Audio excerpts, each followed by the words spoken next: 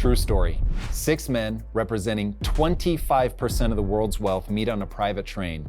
No last names, no press, no records. If anyone asks, they're going duck hunting in Georgia. But they're not going duck hunting. They're building a bank, a private one that prints money out of thin air and loans it to the government for a fee, interest charged on every dollar. This is the true story of how modern banking was born and inflation along with it. This is the story of how your savings get siphoned, how every boom and bust for the last 100 plus years was scripted to move wealth from the poor and middle class to the wealthiest few in a system hidden in plain sight. What they created is the foundation of our broken financial system.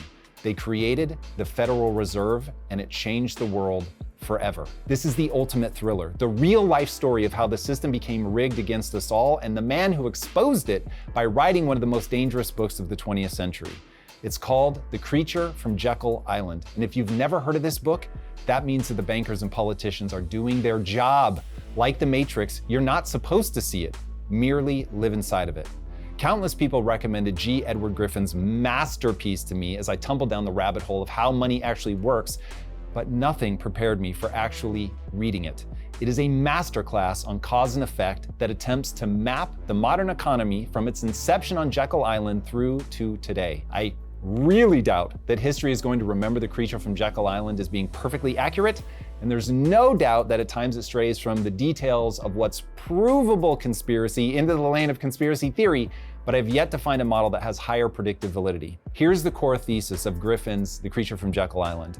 The modern economy is like a computer system with a precisely engineered flaw that creates a backdoor that allows its creators to reach into virtually any bank account in the world and steal money. Now, I have no doubt that that sounds impossible to you right now, but on behalf of author G. Edward Griffin, I'm going to make that case today, that the economic monster born on Jekyll Island is a machine designed to turn your labor into political control and banking profits. I'm gonna outline exactly how the machine socializes losses across all of us, but privatizes profit for only a few. It's a machine that guarantees that bankers and politicians can't lose, and the taxpayer always picks up the tab. Heads they win, tails we lose. Griffin calls our modern monetary system a bailout engine, where the goal is for banks to get bailed out. Having a fragile economy that needs to get bailed out is the very point. Now, if that sounds insane, it is, but it's also accurate, and I'm gonna prove it step by step. So buckle up, because we're going to walk through how Griffin believes we were duped, how the machine works, and how we escape its clutches. And if you're like me, it's going to make you very, very mad, especially part 5, which is maniacal. Part 1, the birth of a secret monster. It began in darkness, November 1910. A private rail car waits in Hoboken, New Jersey. One by one, the most powerful bankers and politicians in the world arrive in secret. They board quietly, with fake identities and a bogus cover story. They have strict instructions to tell no one of their true purpose for gathering. Their mission? Build a central bank the American people would never knowingly vote for by crafting a bill wrapped in comforting language most will never understand. The train rolls south, destination Jekyll Island, Georgia, a private resort owned by J.P. Morgan. Yes, that J.P. Morgan. Inside a luxurious mansion over 9 days, a conspiracy unfolds. Not a conspiracy theory, an actual conspiracy that still controls our lives today. Just 6 of the men on board this train control a quarter of the entire world's wealth. They represent the biggest banks in America at the time: J.P. Morgan, Rockefeller, Kuhn Loeb, and National City. One of the men, Paul Warburg, is fresh from Germany's central banking system, and he knows exactly how much wealth the right economic machine can transfer from the masses to an elite few. But the machine requires something the voting public will never go for: a banking cartel that works together to control as much of the economy as possible. The mission of the meeting is to find a way to disguise this cartel from the taxpayers so that they will vote for it. Just 3 years earlier, in the panic of 1907, the groundwork for this moment was laid. United States copper stock price had collapsed, triggering a series of bank runs and the failure of the Knickerbocker Trust Company. That caused a cascade of panic that spread to other banks and trusts, causing a nationwide liquidity shortage. People screamed out for stability. J.P. Morgan steps in and orchestrates several private banks to provide the liquidity needed to stabilize the system. The trip to Jekyll Island was designed to leverage this moment, to flip the system and create a structure by which The people financially backstop the banks instead of the banks backstopping the people. The legislation they draft in secret becomes known as the Federal Reserve Act of 1913. They planted it with politicians, whispered it through the media. The country thought it was voting for stability, but what it ultimately got was servitude. This is why knowledge and understanding is so important. The Constitution is clear. Only Congress may coin money. Do people really think that section is about metal? It seems so clear to me that that section of the Constitution is about the creation of money. And yet, through the Federal Reserve Act of 1913, Congress gave private banks the ability to create money out of thin air from absolutely nothing and charge people interest for the privilege of using this money from nothing. And the deeper people go into debt, the more money the banks earn. Let me say that again. The deeper people go into debt, the more banks earn. If you've ever wondered why the US government is so deeply in debt, $36 trillion and climbing rapidly at the time of this recording. The Federal Reserve creates their product by hitting a few keys on a keyboard, and it is the ultimate get-rich-quick scheme. That is the creature that was born on Jekyll Island, and bankers and politicians will do anything to protect this monster. The Federal Reserve is the most powerful institution in America, yet almost no one can explain how it works. Look at this clip of one of Biden's economic advisors trying to wrap his head around it. Well, Now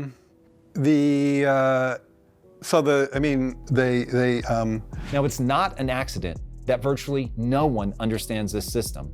It was designed that way, created in secret, passed under false pretenses, and sold to the public as salvation. But in reality, it was the foundation of an entirely new financial order, one where your labor becomes a form of money that can be stolen from you at any time by simply printing more of it. That's what inflation is. The backdoor that allows politicians and bankers to reach into your bank account without needing to ask your permission. No legislation needed, no vote, just the Federal Reserve Act. To understand how big of a deal the exploit that we call inflation is, we have to go through part 2, the magic trick, how money really works. Banks create money out of thin air. The Federal Reserve simply decides to make more of it. They don't have to mine gold or rare earth metals. They just type numbers into a screen, and now dollars suddenly exist. Not earned, not saved, just created. And here's the punchline. The semi-private bank known as the Federal Reserve turns a profit by lending this free out of thin air money to the government, charging them, and by extension, you, the taxpayer, interest. And the worst part, every new bit of free money they create steals some of the money you already had in the form of inflation, which lowers your purchasing power. Welcome to what Griffin calls the Mandrake mechanism, his term for the Federal Reserve's greatest illusion, making you believe you can get new money for free when in reality, free money takes from everyone, but only gives to the rich. Ever wonder why the rich are getting richer and the poor are getting poorer? It is a direct result of the Mandrake mechanism made possible by the Federal Reserve Act of 1913, the bill that was architected on Jekyll Island during our mysterious meeting between bankers and politicians. Here's an analogy that I hope will make all of this clear. Money is like coffee. It packs a punch. And like coffee, it has two parts. Part 1, the caffeine. This is known in money terms as purchasing power. What does a dollar actually buy you? That's all that matters. And 2, the water. This is inflation, aka money printing. The more water you add, the weaker the coffee. The more money you print, the more expensive things become because printing money is like adding more water to the coffee. You have to drink more cups to get the same buzz. Griffin calls this the Mandrake mechanism after Mandrake the magician, a comic strip character from the 40s, who could make people see anything he wanted them to see. Politicians in the Fed want you to see free money and financial stability, but that's the illusion. The truth is, money becomes weaker with every dollar printed, and the people who benefit from that are the ones who control who gets the money and who earns interest by loaning out this free money. Most people think banks lend out money they already have. They don't. When you take a loan, the bank doesn't hand you someone else's deposit. It creates new money. Water goes into the coffee. You can fill more cups, but you don't get any more caffeine. And since the extra cups are actually given to other people, usually the government, your supply of the caffeine goes down, even though the number of cups of coffee you have remains the same. There's just more water. And eventually, all you have is water with a splash of coffee. It's the difference between a shot of espresso and an espresso cup full of mostly water. To make this even crazier, once the fake money is added to the system, it will end up in banks because, well, that's what people do with money that they don't spend. And what happens when the fake money hits the bank? Do they put it in a vault in case you want to come and take it out? No, they do not. They loan out the fictional money and charge more interest on it. This creates more money. It adds more water to the coffee because they loan out your money while still owing it to you. So two people now own that money at the same time. And if two people can spend the same dollar, that dollar has just doubled. This process is called fractional reserve banking. It's how the banking system works, and it means that banks are allowed to lend far more money than they actually have. In theory, they're supposed to keep a fraction of deposits in reserve, just in case you want some, but in practice, the ratio is now meaningless. As of 2020, the percentage of deposits that the banks are legally required to keep in reserves is 0.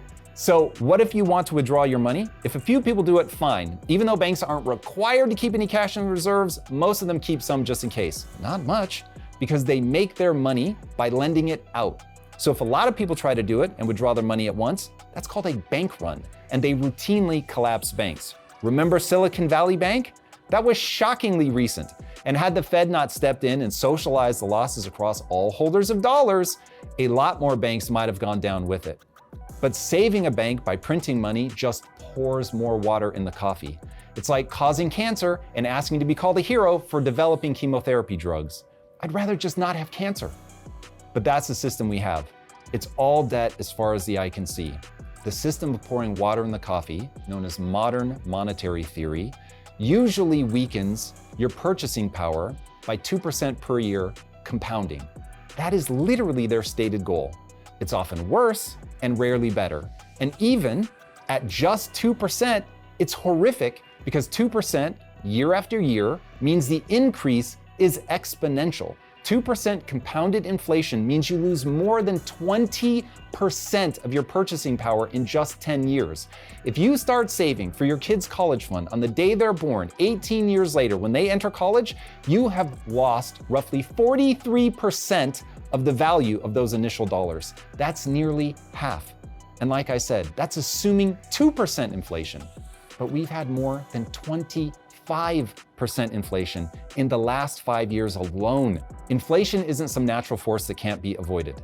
It's engineered, and it was made possible in its current form by, you guessed it, the Federal Reserve Act of 1913. There on Jekyll Island, they laid the groundwork for an economy built on promises rather than one backed by gold. This gives politicians the ability to promise endless things for free and ensures that taxpayers cover the cost of bankers' mistakes when things go wrong. And they do go wrong. At times, horribly wrong. The same institutions that cause the problems then get bailed out by the taxpayer, not just saved, rewarded. Don't believe me? Digest these brutal facts. In 2008, despite the unprecedented losses and mismanagement across the entire banking sector that led to the greatest financial catastrophe of our time, banks paid out about $18 billion in bonuses to executives with taxpayer dollars. This is after the bailouts. The following numbers were paid with your tax dollars. Merrill Lynch paid nearly $3.6 billion in bonuses despite reporting losses exceeding $27 billion. Goldman Sachs paid out $4.8 billion in bonuses after taking in billions from TARP. JP Morgan Chase accepted $25 billion in TARP funds and still paid out $8.7 billion in bonuses. Citigroup received $45 billion in taxpayer-funded bailouts and still handed out bonuses totaling $5.3 billion. AIG, after its nearly $182 billion government bailout, paid $165 million in bonuses to executives in the very unit responsible for their catastrophic losses. No big deal, right? It's not like money has to be grown on trees. It's just made instantaneously on a computer. So what if a bunch of water gets poured into your coffee, right? Bankers are just hardworking people doing their best. Sometimes they're going to make mistakes. It doesn't mean that they have ill intent, does it? Not so fast. One thing that Griffin goes to great lengths to demonstrate in his book is that there is knowable cause and effect between a system based on debt and the need for inflation. The backdoor of inflation wasn't an accident. Its flawless design with the express intent of giving bankers and politicians control over the secret tax of money printing. But how did they get us to fall for it? Why did we ever sign off on this? Welcome to part 3, engineering economic crashes to achieve bailout. Between 2008 and 2023, the Federal Reserve created over $8 trillion out of thin air. The result? The top 1% now own more wealth than the entire middle class combined. Asset prices hit record highs, the poor got poorer, and the people who caused the crash got rich from the bailout. Now, as the saying goes, never attribute to malice what can be explained by incompetence. But as Griffin argues, this wasn't a failure of insight or oversight. Economic booms and busts are the intended outcome of the modern monetary system. The system is designed to create the need for government bailouts. Why? Because a bailout is the transfer of wealth from anyone who has dollars or even just gets paid in dollars to the bankers or corporations who are deemed too big to fail. And out of fear and a lack of understanding, even the people most negatively affected will clamor for a bailout. Don't trust what someone says. Don't even necessarily trust what they do, but always trust a pattern. Either every economist who believes in modern monetary theory is a moron who has consigned us to an ever-widening wealth gap, or, as Griffin says in the book, these disruptions in the free market are the result of government prevention of competition by the granting of monopolistic power to a central bank. That is the Federal Reserve Act. According to Griffin, the Federal Reserve doesn't stabilize the economy. Through its monopoly on money, it destabilizes it on purpose. The booms and busts are not bugs in the system. They're built-in features triggered when most advantageous to the people who control the monetary supply. Take the famous stock market crash of 1929. Griffin documents how the Fed first flooded the economy with easy credit. Why? Because it was the fastest way to create a stock market bubble.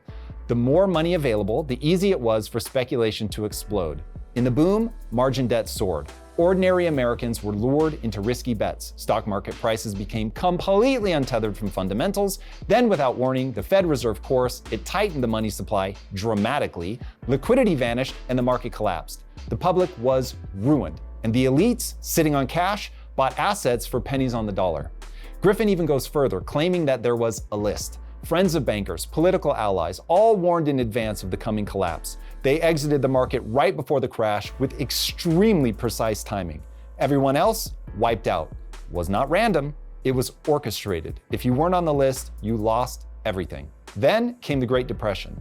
Millions lost their jobs, homes, and savings. But Griffin points out the power of the moment wasn't in the collapse, it was in the aftermath. The crash created demand for a savior, and the Fed, along with DC, responded with sweeping controls, expanded authority, and massive government programs, all funded by debt, thus meeting the creature's needs for ever-expanding debt. It was the perfect pretext to embed central planning even deeper into American life. Now, to be honest, I think Griffin goes too far here. While he presents testimony from insiders at the time to back his claims and details out extremely sus timing from people like John D. Rockefeller, Bernard Baruch, and Joseph Kennedy, there were congressional hearings at the time that failed to reveal a smoking gun. Plus, when speculation gets out of hand, people who understand the system and who aren't caught up in the fever don't need to be notified. In fact, it was Joseph Kennedy, yes, that Kennedy, when the shoeshine boy gives you stock tips, it's time to get out of the market. While I get the temptation to see conspiracy in every corner of the financial system, some restraint is due.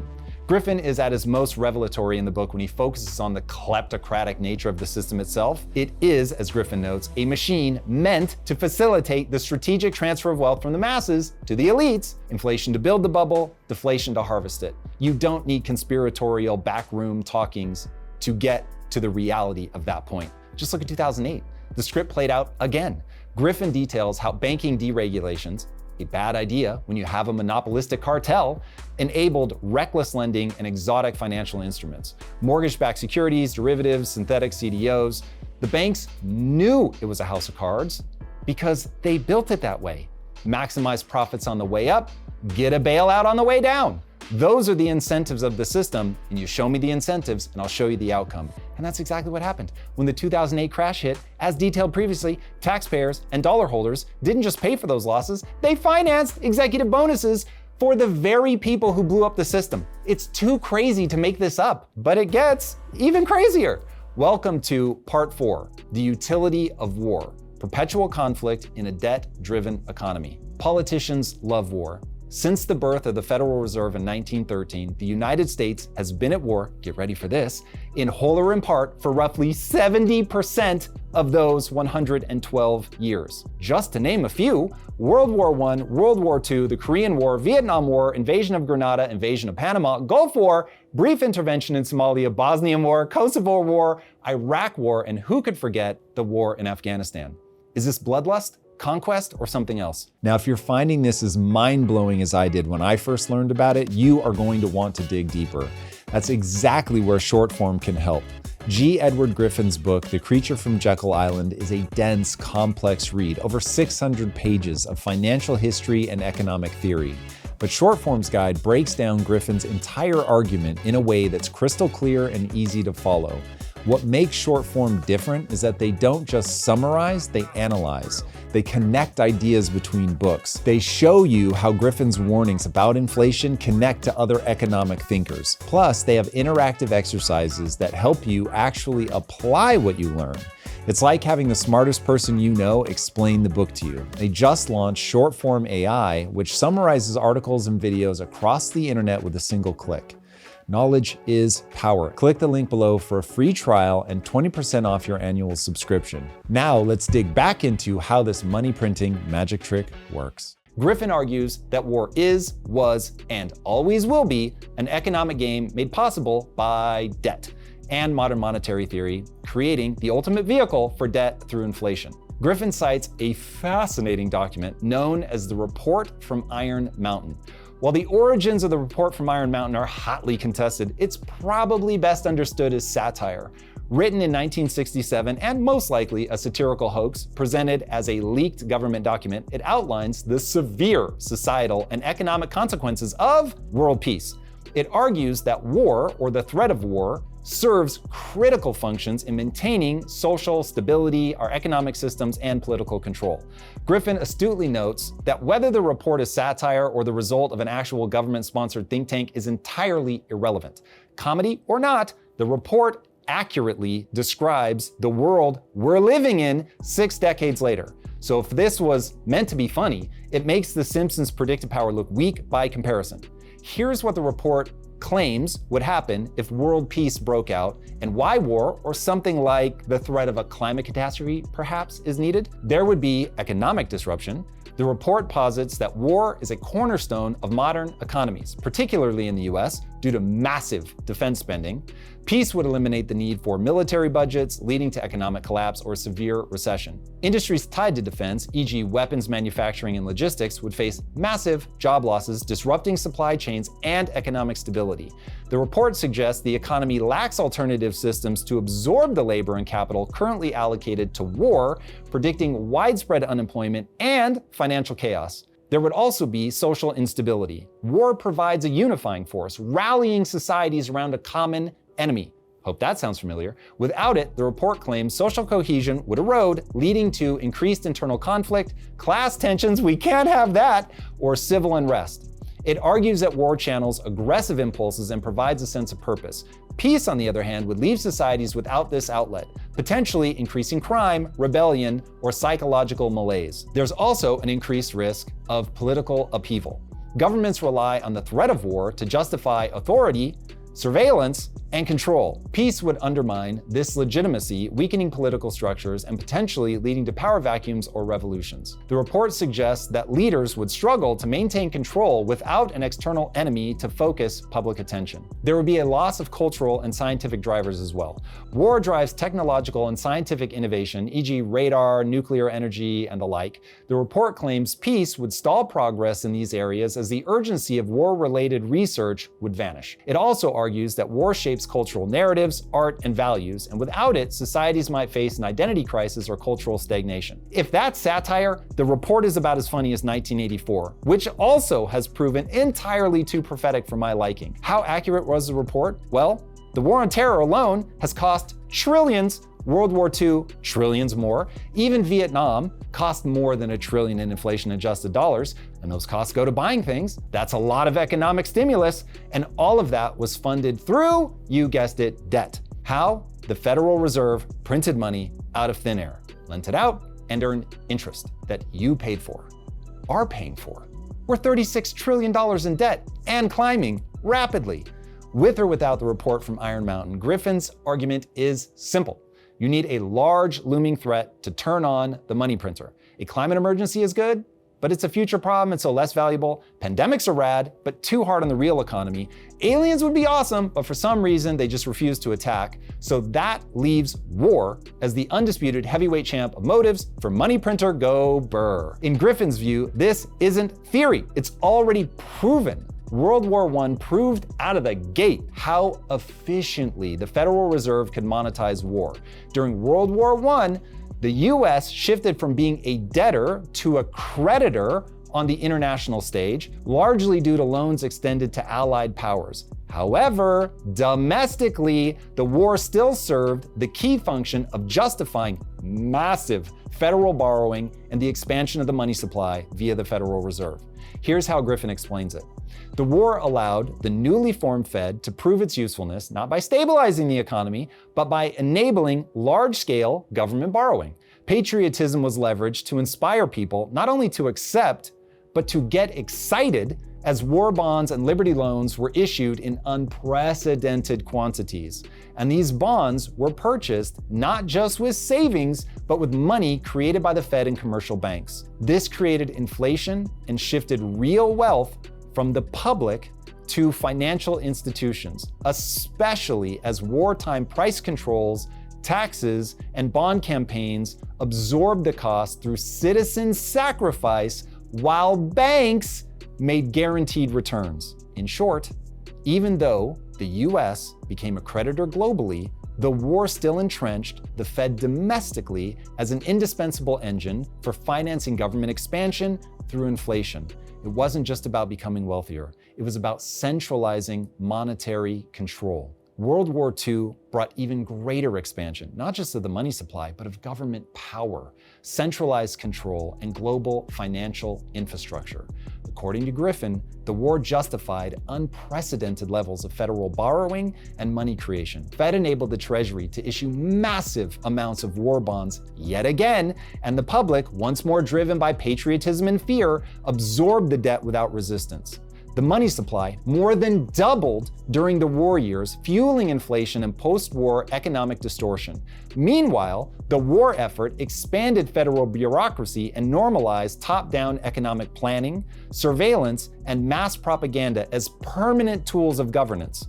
Bretton Woods put the dollar at the center of global trade, allowing politicians and bankers to steal not only from US citizens, but globally from anyone who holds dollars. If you've ever heard the phrase, "we export our inflation," this is what people are referring to. And this is why being the world's reserve currency is so valuable. You get to soak the whole world. And Vietnam? Griffin argues it was never about winning. It was about spending. Deficits exploded, the gold standard cracked, and when Nixon finally severed the dollar entirely from gold in 1971, it wasn't betrayal, it was fulfillment. The creature had been unchained. From then on, every bomb drop meant money printed. Every conflict meant new contracts. Every dollar created meant more power for the banks and for the government. Even the looming threat of the Cold War justified continued military spending, surveillance, and political control. This is why, Griffin argues, satire or not, the report from Iron Mountain got it right when it argued that peace is dangerous to our current economic and political system. Without war, or some equivalent massive unifying threat, the monetary machine stalls. That's one of the primary reasons why the national debt rarely shrinks, why budgets always grow, and why the answer to every crisis is more deficit spending. Since the creation of the Fed, war is no longer just about military victory. It's about money and control. And in a fiat system backed by nothing but confidence in the government, fear is the only real currency. Welcome to Part 5, the Endgame. global domination through debt. In 1980, the total debt of all developing nations was $609 billion. By 2020, it was over 11 trillion. And yet somehow, they're poorer, not richer. The money was real, the projects were funded, but the countries, more debt, less sovereignty, no escape. This is not a bug in the system, it is the goal. Entire countries chained in debt, freedom surrendered, resources stripped away, all by the stroke of a banker's pen. This is the part where the story gets global. What began on Jekyll Island didn't stay in America. It metastasized, it scaled. It turned into a planetary operating system enforced through debt and disguised as development. The International Monetary Fund, the World Bank, two institutions that claim to lift nations out of poverty, in reality, they operate like global loan sharks with better branding.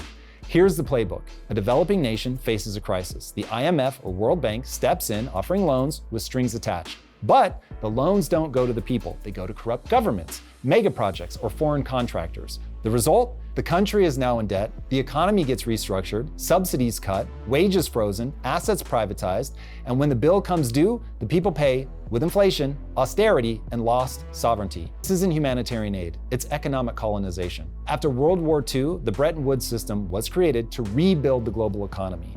But what it really did was put the US dollar at the center of everything. Every major currency was pegged to the dollar, and the dollar was pegged to gold. Temporarily.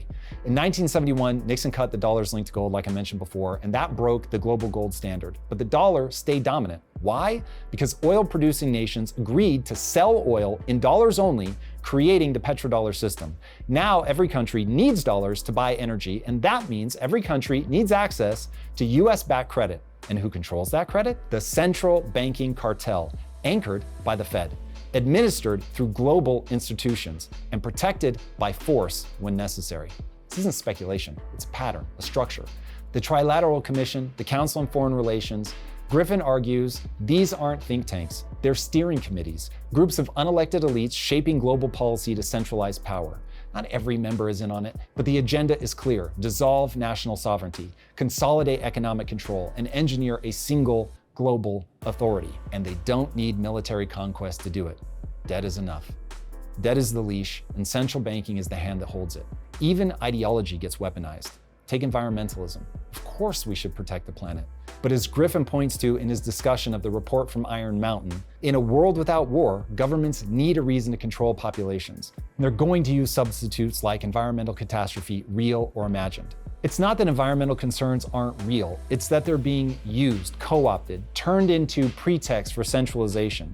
And the funding for this new world order, same as always: central banks, fiat money, debt. The war on drugs, another illusion. Trillions spent, freedom eroded, civil liberties gutted, and the drugs still flow. Griffin suggests the system isn't failing, it's succeeding because the chaos funds the machine. Black budgets, intelligence networks, geopolitical leverage. This isn't a malfunction, this is the design. This isn't about helping poor countries, protecting the planet, or fighting crime. It's about building a global system where control is centralized and sovereignty is surrendered.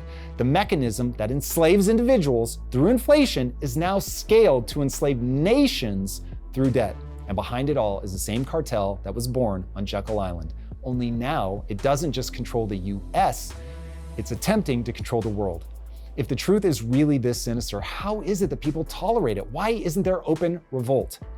Welcome to part 6, psychological warfare, how they keep you blind and obedient.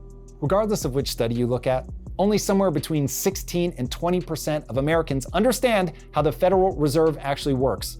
When the chair of the Federal Reserve, Jerome Powell himself, was asked what the benefit of 2% inflation is, for instance, his answer was somewhere between vague and nonsensical. For those working families and people, why 2%?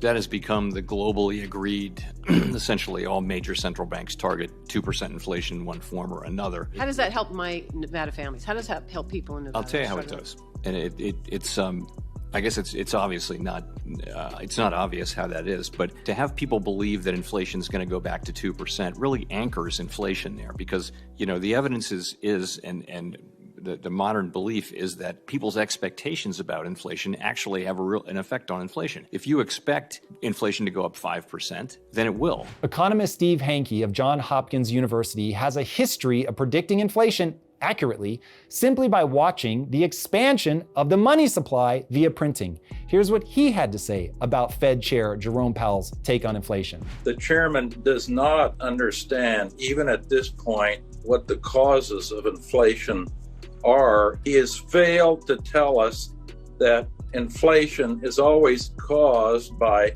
excess growth in the money supply, turning the printing presses on. Griffin, however, argues that Powell isn't confused.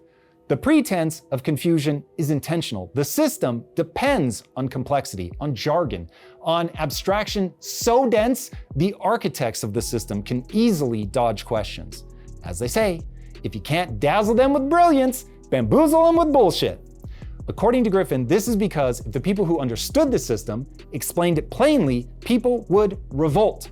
That's why this guy was an economic advisor to President Biden. Well,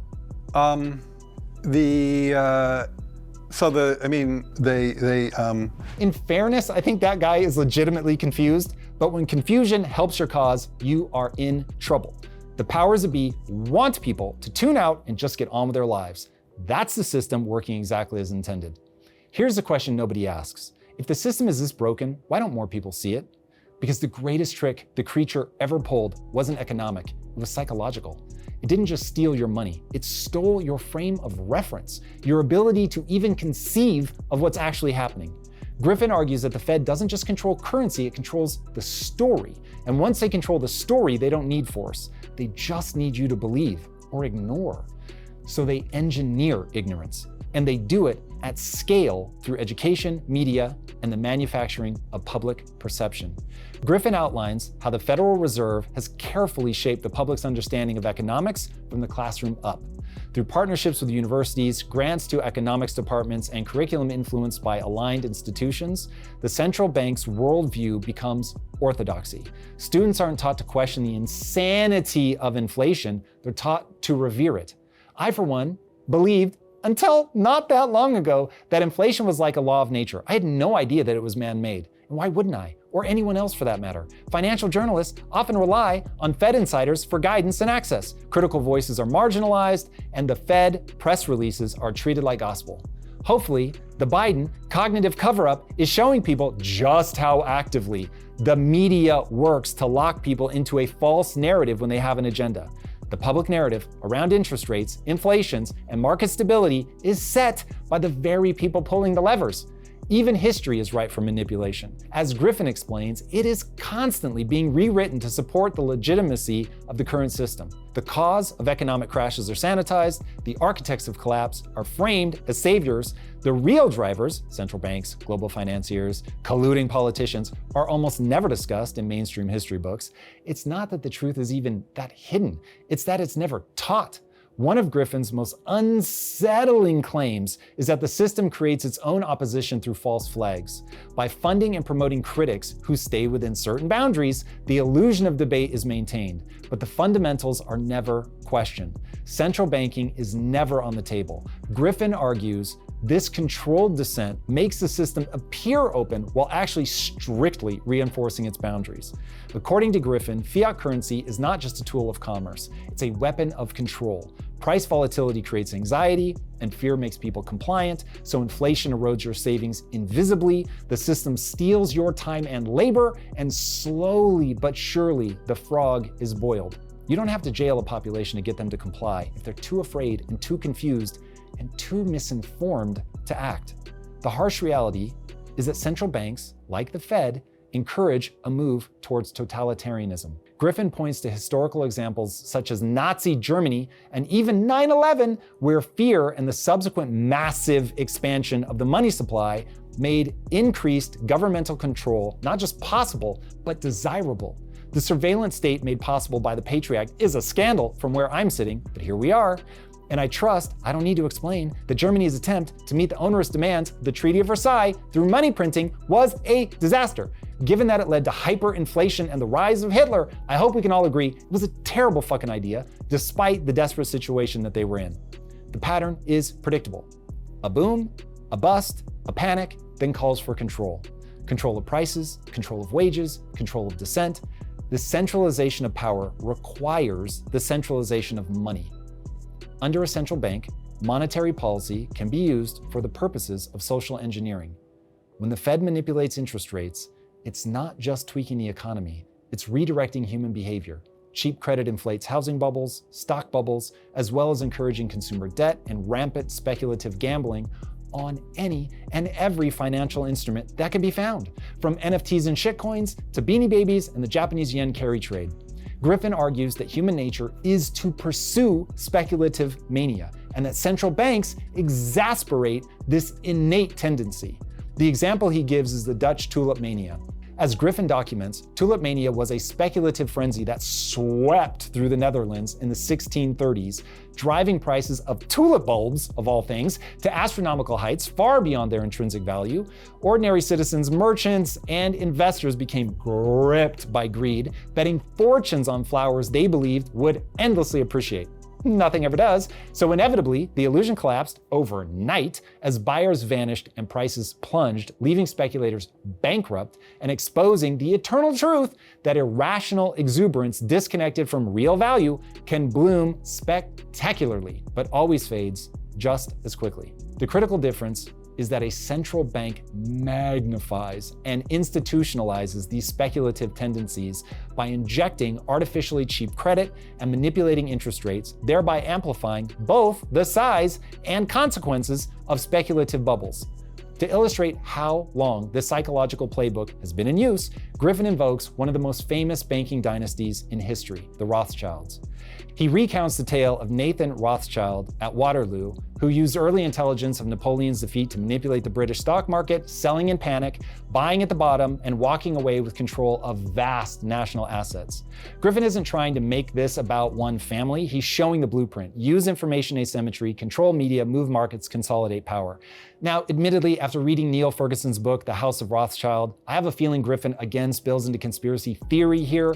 The story as Griffin retells it and has become quite popular is almost certainly a mix of fact and legend, leaning heavily towards being fully apocryphal.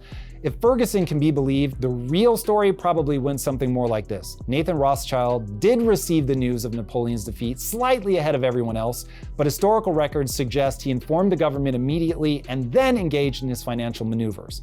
The really apocryphal part is that the more dramatic retelling of the story is that he deliberately sparked a panic to crash the market so he could buy assets at rock bottom. This version, popularized in the 19th century, often carries anti-Semitic undertones and was amplified by critics of the Rothschild family's influence. Evidence presented in books like The House of Rothschild show no clear proof of such a scheme. Rothschild did trade heavily in government bonds and likely profited from the market's recovery post-Waterloo, but the idea of a calculated panic lacks primary source backing, and honestly, the economy is probably too complicated for that sort of precise maneuvering. Stock exchange records from that time also don't show a dramatic crash consistent with the story. There's no doubt Nathan Rothschild wealth grew, but it seems to be from long-term bond dealings and his role in financing the British war effort rather than a single manipulative coup. For my money though, honestly, the Rothschild remain a meaningful part of the story, as you can see echoes of their strategy of funding both sides of a conflict in the willingness of the US government to sell weapons to just about anyone, including people who have become our enemies and killed our own soldiers with US-made weapons. And yet, again, we failed to stand up. There's just too much complexity, too much narrative control, too much fear, too much greed, and too little understanding of how the system is actually rigged against us. So in conclusion, what do we do now? Now that you see it, the creature isn't just a metaphor, it is a mechanism, one designed to siphon wealth, centralize power, and obscure the truth behind a wall of economic jargon, institutional complexity, and media narrative.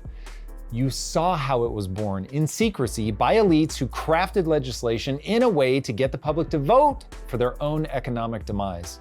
You saw how the Federal Reserve enables inflation by design, creating money from nothing and charging you to use it.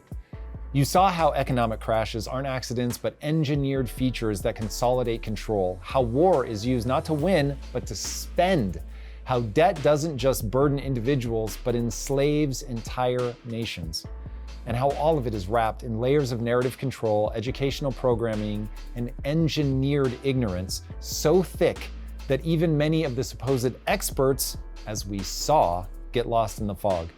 But knowing the truth isn't enough. The reason the creature from Jekyll Island is so important is because we are racing towards a fiscal cliff and we must change course.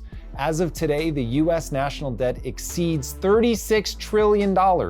At our current trajectory, the interest alone on that debt will soon surpass defense spending and eventually all entitlements combined. That means every dollar you earn, every service you rely on, and every future promise made by the government is at risk of being swallowed by compound interest. We will go bankrupt. As a nation, people are acting like that never happens, but countries go broke all the time. And it is grueling and often takes generations to rebound from, and some simply never recover. This isn't a slow leak that we can live with indefinitely. It is a ticking time bomb that will cause the country to implode. Change is not a nice to have, it is a moral obligation. So, how do we change? Where do we go from here? Griffin is very clear on this point. You cannot reform the creature. You must abolish it. His proposed action steps are surprisingly practical. 1, end the Federal Reserve. Griffin argues the Fed is unconstitutional and should be abolished entirely.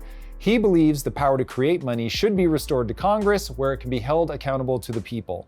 This would eliminate the unelected authority that currently governs monetary policy in secret and for profit. 2, end the fiat system altogether. According to Griffin, fiat money is inherently unstable and leads inevitably to inflation and debt. He advocates for a return to sound money backed by tangible assets like gold or silver, which cannot be created out of thin air and limit the government's ability to overspend. 3, reject centralization. Griffin warns that central banking leads inevitably to centralized political and economic control. He recommends a full embrace of decentralized financial structures, local banks, credit unions, community currencies, and while he wrote the latest edition before cryptocurrencies rise, I would very much imagine emerging alternatives like cryptocurrency would also fit the bill. The goal is to create entities that operate outside of the centralized institutions. According to Griffin, competition between banks and currencies is essential. He argues that the market, when left free, will ferret out bad actors.